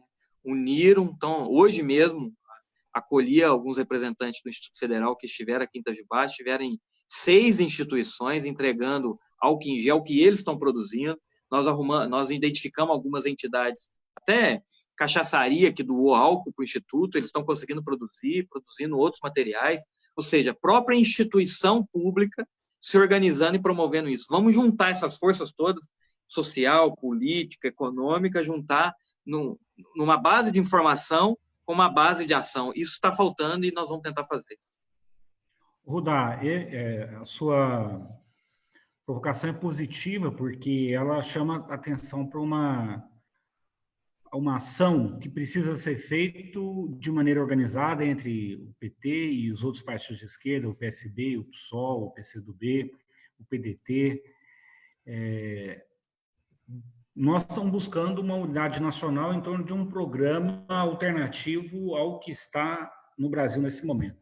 Mas pensar ações aqui em Minas Gerais, eu acho que nós podemos conversar com esses partidos, pelo menos informar Nós temos buscado fazer isso um pouco na nossa área de atuação aqui. Nós temos um pouco de atuação no Centro-Oeste, no Sudoeste, aqui no Sul de Minas, mas é fundamental que nós tivemos uma live alguns dias atrás com o ex-ministro Alexandre Padilha. Eu e o Ulisses discutimos com ele no sentido de a gente divulgar bons protocolos, bons parâmetros para ajudar a sociedade e os gestores a pensarem em saídas de enfrentamento à crise. Porque realmente isso nos preocupa e muito. O momento, porque vejam, 1.000 pessoas morrendo por dia assim, imagina, tem cidades aqui que tem 5.000 habitantes. Então, a cada 5 dias, uma cidade some. A cada 10 dias, quantas cidades têm 10.000 habitantes? E sumiram e estarão sumindo do mapa. Há que se considerar que nós temos muitos municípios que são municípios rurais, então é preciso compreender a lógica e a dinâmica, inclusive do processo de isolamento que se deve ter em cada uma dessas cidades. As barreiras sanitárias, por exemplo, eu tenho visto aqui municípios como São Bento Abade, São Tomé das Letras, têm produzido um processo de contenção e de barreiras sanitárias na entrada desses municípios. Mas outros não. O problema é que nós não somos uma ilha, então não adianta você ter um tipo de protocolo rígido no município se o município do lado não tem o mesmo comportamento. Ontem eu falava com o pessoal de São Tomás de Aquino. Então, assim, lá, para mim, foi o exemplo melhor que eu vi de necessidade de a gente ter parâmetros claros para o país inteiro. Lá, São Tomás, o pessoal de lá ontem me explicava, Ulisses, assim, olha, o problema é que nós temos gente nossa aqui que vai em São Sebastião do Paraíso e gente que vai em Franca, em São Paulo. Então, como é que... Então, não adianta ter só um protocolo sanitário em São Tomás de Aquino se não há o mesmo rigor ou o mesmo protocolo sanitário em São Sebastião do Paraíso, que é do lado, ou em Franca, que é do lado, que já é no estado de São Paulo. Infelizmente, falta coordenação nacional. E aí é preciso que a gente cobre essa coordenação nacional, mas também, eu concordo com você, a gente busca organizar as nossas ações de solidariedade. Elas são muitas mesmo, estão acontecendo de maneira voluntária em muitos lugares do país. Então, eu acho que a gente precisa estar atento a isso, colaborar, colocar nossos mandatos nessa perspectiva, porque a solidariedade ela é fundamental neste momento de dor e de sofrimento do nosso povo e da nossa gente, neste momento do pico da crise e, como você disse, no day after, porque depois que tudo isso passar, nós vamos ter muitas dificuldades para a superação da fome e da miséria. Eu quero organizar uma luta nacional contra os juros bancários. É uma vergonha que nós estejamos um país como nós estamos, com taxa Selic de 3% e juros de cheque especial de 20%, de 30%, de 50%, financiamento imobiliário, crédito agrícola. Até hoje, o presidente da República não baixou os juros do crédito agrícola no nosso país. É lamentável que isso esteja ocorrendo. Aquilo que se anuncia em Brasília não chega para o cidadão, para o trabalhador e para a trabalhadora, para o micro e pequeno empresário. Bom, esse é um outro debate que você, que é um dos digamos, coordenadores da discussão da economia de Francisco, a gente podia, uma hora, discutir isso também, chamar uma conversa em torno das ações para aquecimento da economia, porque vai ser um grande desafio. Isso não é interesse do Bolsonaro, ele fica falando que ele está defendendo emprego, mentira, porque quem não defende vida não é capaz de defender o emprego, a renda do trabalhador. E nós vamos discutir isso também em outro momento, porque senão a nossa live aqui fica muito extensa, mas eu fico feliz de poder partilhar essa opinião com você e com todos que estão nos assistindo aqui. Obrigado. Rudá, nós vamos precisar encerrar, mas eu vou deixar as últimas interações para você aqui, aí a partir delas você fazer um compilado geral para a gente ir encerrando e já te agradecendo, deixar o convite para quem acompanhou com a gente para participar amanhã também. Cida Sena fala assim: Rudá, acredite se quiser, aqui no Alto Tietê, em plena pandemia, já tem família pagando professor para ensinar aluno deficiente em casa, 2 vezes por semana. Você deve conhecer pela manifestação dela. Tem professor aqui manifestando também. O que você acha no sentido da... Se não é o momento, perdi o nome, né? Mas eu tinha visto a pergunta. O que você avalia, Rudá? Se não é o momento de realmente repensarmos a educação no país, aproveitar esse momento para repensar todo o formato de educação, era alguma coisa nesse sentido que ele colocava, né? Então, assim, eu acho que é mais um apanhado, mas eu queria fazer esse comentário porque foi tão direcionado a você, de repente você conhece a pessoa, e no mais, várias manifestações de professores aqui confirmando os dados que aqui foram apresentados, no sentido da dificuldade e da falta de qualidade, total falta de diálogo que os professores aqui manifestando estão sentindo. Tem manifestantes aqui confirmando uma pessoa de Piranguçu falando que essa situação de procurar internet no pasto está acontecendo por lá também, ou seja, imagina, no olhar que se tem, eu acompanho em Belo Horizonte, de que o sul de Minas é a região mais desenvolvida do estado, se nós estamos, Rudá, trazendo dados aqui de que a nossa região do sul está passando por isso, imagina as demais regiões do estado, a dificuldade que estão passando, né? Jequitinhonha, norte de Minas, enfim, volto a dizer aquilo que comentei no início, uma proposta excludente, no momento em que a gente precisa mais incluir, buscar ser solidário em todos os sentidos, nas ações e numa proposta educacional que atenda a absoluta maioria, se não a todos, que esse é o objetivo da educação, a educação universal. Bom, primeiro eu só tenho a agradecer essa oportunidade de estar conversando com vocês. Eu fiz essa provocação porque eu sei que vocês são craques nisso, e aí eu, como cidadão, fico lembrando vocês que, olha, o trabalho parlamentar não é só dentro do parlamento, né? Lembrar, olha, nós estamos precisando de liderança, porque é muito difícil uma pessoa que está tentando sobreviver conseguir olhar além da rua, né? Além do trabalho, da família, e é aí que tem os nossos representantes que possam estar nos ajudando a olhar para dentro do horizonte, né? Acho muito importante que a gente pense no saldo organizativo do que vai ocorrer a partir desse monte de ação e tentativa de sair da crise, né? Depois que a gente conseguir sair, pelo menos, dessa crise mais aguda, né? Nós vamos demorar muito tempo para voltar a ter estabilidade no Brasil. Isso é muito importante que a gente tenha claro, né? Eu acho que o que eu gostaria aqui, para não me delongar, é pegar e dizer para vocês que, bom, Cida eu conheço demais, aquele programa que nós ganhamos o prêmio da Unesco, quando a gente implantou em Contagem, né, que chama Comunidades Educadoras, nós agora estamos implantando em Suzano, né, que legal. Na Grande São Paulo, que é a cidade onde a Cida mora, então a gente se conhece bem. Depois daquela tragédia, lembra da Escola Estadual Raul Brasil, em que 2 jovens mataram. Aí o governo nos chamou, falou, não, nós queremos vocês aqui e tal. E estamos indo para outras cidades lá da região. Então, a Cida é uma companhia, e ela trabalha com essa questão da educação especial. Então, a Cida sabe o que ela está dizendo, né? Ela é especialista, atua em vários municípios lá da região do Alto Tietê, né? Eu queria fazer um convite. Eu lembro que eu falei do site, mais de 260 pessoas, lideranças, ex-ministros, secretários estaduais de governo, policiais antifascismo, lideranças da igreja protestante, católica, mães de santo, rabinos.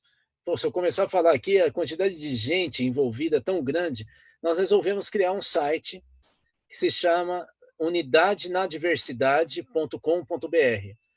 Estou fazendo um convite porque lá a gente tentou unir esse conhecimento todo, essa experiência toda, para dar informação do que está acontecendo na crise. Fazemos lives, debates, colocamos em primeira mão estudos técnicos que às vezes não são reportados de maneira ampla no Brasil. Então, se estejam lá, estejam todos, se sintam convidados a dar uma passadinha lá, todo dia, dar uma olhada, sempre tem alguma informação importante, unidadenadiversidade.com.br. Acho que nós temos que repensar a educação, sim, no Brasil. Eu vou só contar um casinho muito rápido que aconteceu comigo. Uma das melhores educações no mundo, segundo o PISA, que é um levantamento mundial sobre educação em todos os países do mundo. Um dos países que sempre está no topo do PISA é a Finlândia. Um dia desses eu fui conversar com a ministra da Educação, a ex-ministra que começou essa revolução na educação, e aí eu perguntei para ela, mas qual é a linha pedagógica ou a referência teórica que vocês usam para fazer essa educação fantástica que vocês fazem? Ela ficou meio irritada e falou, são vocês, ué. Eu falei, como nós? Ela falou, aqui tudo se baseia em Paulo Freire e Anísio Teixeira. Sabe o que é mais triste? Se você for em qualquer livraria aqui de Belo Horizonte, ou aí no Sul, ou em São Paulo, Campinas, você vai ver que a gente tem livro do Paulo Freire, mas do Anísio Teixeira, quero ver se você acha. E lá, todos os livros do Anísio Teixeira, artigos, todos traduzidos. Então, tem alguma coisa muito errada com o país que produz teoria na educação que é utilizado pelos países que têm a melhor educação do mundo e traz aqui para dentro concepções empresariais ou dos Estados Unidos que faliram. E quem disse que faliu foram aqueles que elaboraram essas políticas. Que país maluco é esse, que é o Brasil, que faz tudo errado. Tudo errado. Quando nós temos uma saída. Você poderia resumir isso, dizer que a educação brasileira não é brasileira? A educação no Brasil não é brasileira? Exatamente isso. E é esse o meu medo atualmente com a Secretaria Estadual de Educação aqui do nosso estado. É que eu tenho a impressão, espero estar errado, que a concepção lá do gabinete da Secretaria não é brasileira. É uma concepção inglesa, anglo-saxônica, norte-americana, toda cheia de regrinha, toda cheia de padrões, toda cheia de planilhas, mas esquece o mais importante, o que uma vez o Thomas Mann falou. Olha, ele falou assim, o trabalho não é divino, divino é a humanidade.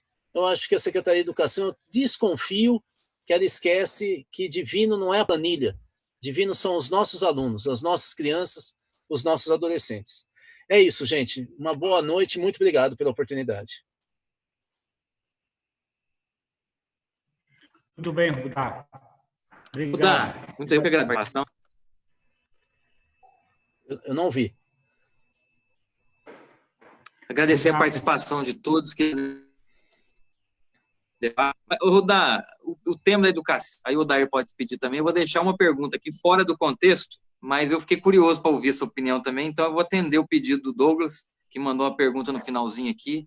Então vamos encerrar mesmo, encerramos, muito obrigado, fica para a próxima, e quem quiser ouvir a sua opinião sobre essa pergunta, que é fora do contexto, mas ele pergunta aqui, pergunta para o Rudá qual que é a opinião dele do Ciro Gomes. É essa pergunta fora desse contexto que eu também quero ouvir, então a gente despede todo mundo, abre uma sala paralela ao vivo, porque, digamos assim, é quando acaba a reunião, né, e você sai comentando, então, digamos que a gente está presente, acabou a reunião e sai conversando algum assunto. Aí o cara chega e pergunta, senhor Rudá, o que você acha disso? É a pergunta que ele me fez aqui. Então, vamos simular de forma sincera, acabou a reunião e a gente está indo embora e conversando essa pergunta do Douglas ao final. Mas aí, você despedir dessa forma, quero te agradecer mesmo, Rudá, te convidar, deixar aberto para outros momentos, estar com a gente fazendo esse debate. Obrigado aí, Odair. Amanhã nós estamos juntos de novo em outro debate sobre a situação da pandemia no sul de Minas. Bom, eu vou resumir o que eu acho com frase de outros, de terceiros. Primeiro, o Rodrigo Maia disse, ainda esse ano, nós temos que criar uma alternativa do centro. E, para mim, tem que sair de um desses nomes, João Dória, Luciano Huck ou Ciro Gomes. Olha, quando alguém de centro-direita nomeia uma pessoa como do bloco dele, ele deve estar sabendo o que ele está falando, ainda mais se ele é o presidente da Câmara dos Deputados, né? Então, não sou eu que falei que o Ciro não é de esquerda, ele é de centro. O que, aliás, não é demérito nenhum. Desde que seja democrata, pode ser até de direita, não tem problema nenhum. Se é uma direita civilizada, que aceita a disputa, aceita o outro lado, não tem problema nenhum. Isso não tem problema. Tem problema quando é fascista ou é de extrema direita, como é o governo Bolsonaro, que ele não consegue tolerar ninguém que pensa diferente. Aí sim, aí nós temos que botar um limite nessa história, porque a democracia está em risco. Então a primeira coisa é isso. O Ciro Gomes não é uma pessoa de esquerda, nunca foi, ele é social-liberal. Ele está no centro, o Rodrigo Maia fez uma boa análise. Essa é a primeira questão. Isso significa o quê? Que quando a gente vai fazer uma aliança a partir da esquerda, primeiro a gente faz aliança entre os nossos, entre os primos. Depois a gente vai ao Ciro Gomes. Essa é a fila. É assim que a fila anda. Ou você acha que quem da direita quer conversar com alguém da esquerda começa chamando logo o PT ou o PSOL? Não, primeiro eles fazem a conversa entre eles, depois vem conversar com as outras forças, não é? Então essa é a primeira questão. A segunda, os analistas políticos que eu mais admiro dizem que o problema do Ciro é que ele é um excelente estrategista e um péssimo elaborador de tática. O que quer dizer isso? Ele faz um discurso super elaborado. Quem não conhece muito de economia, de política, fala, não, esse cara é genial. Ele fala 345 números da economia da sociedade brasileira por segundo. O cara sabe tudo.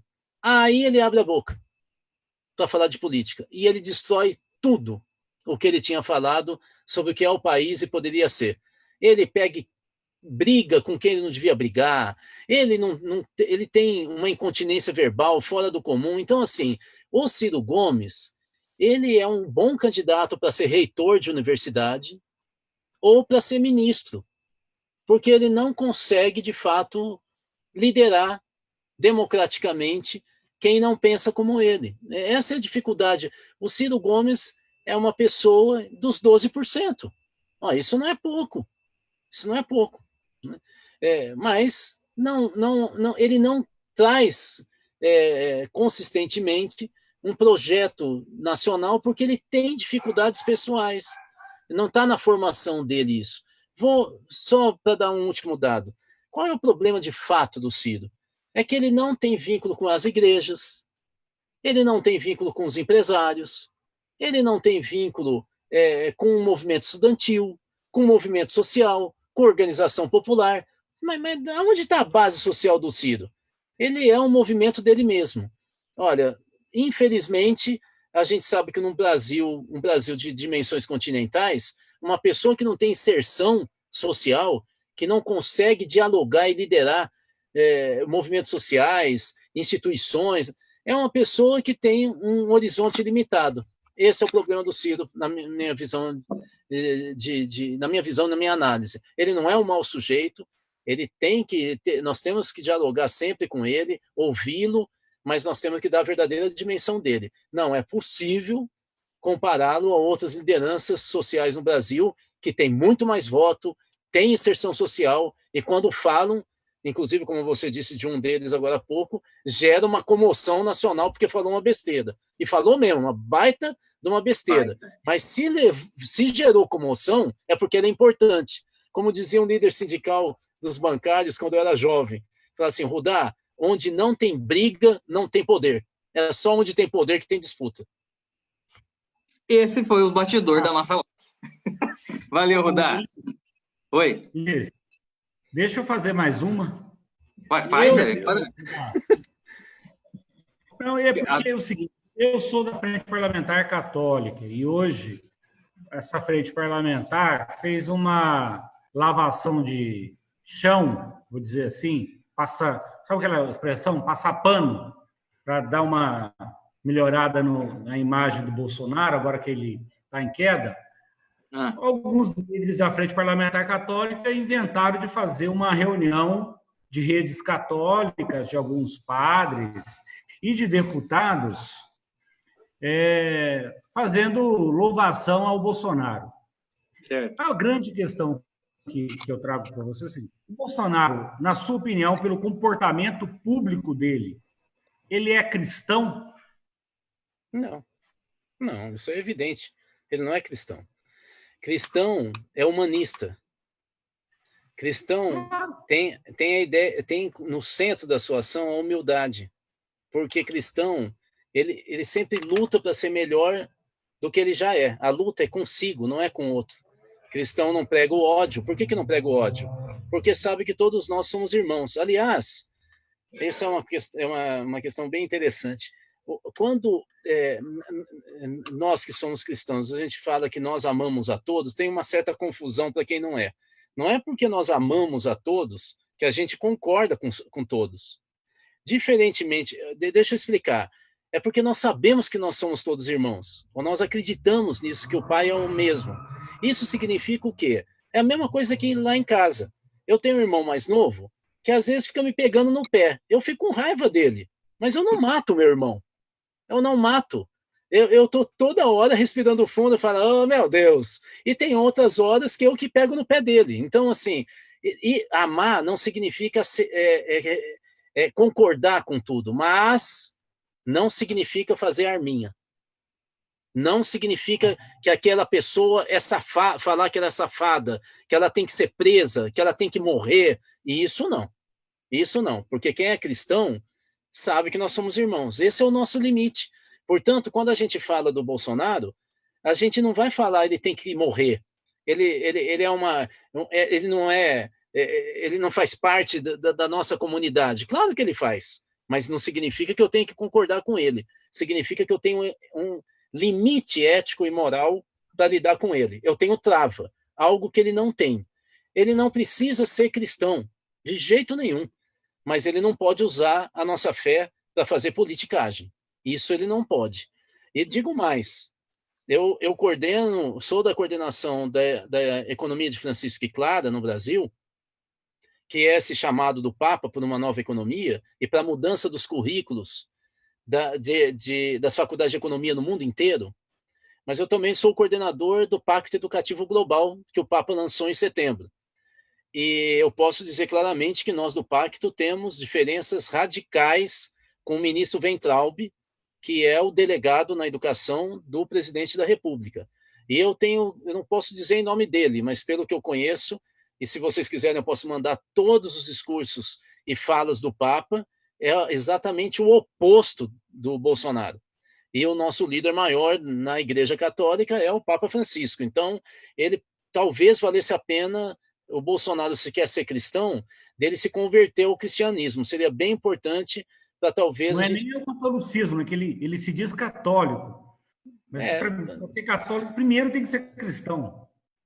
Eu acho que seria bom ele conhecer um pouquinho mais a religião e a igreja, né? Talvez ele se encontre, porque eu sinto que o Bolsonaro, ele se perdeu como ser humano, ele deve sofrer demais. Você vê que tem alguns problemas graves com ele. Por exemplo, o problema com a sexualidade é evidente. Ele tem problema com o sexo oposto, com o próprio sexo. Um presidente da República no Carnaval posta um vídeo de homens urinando, mostra que ele tem alguma dificuldade com isso, não é?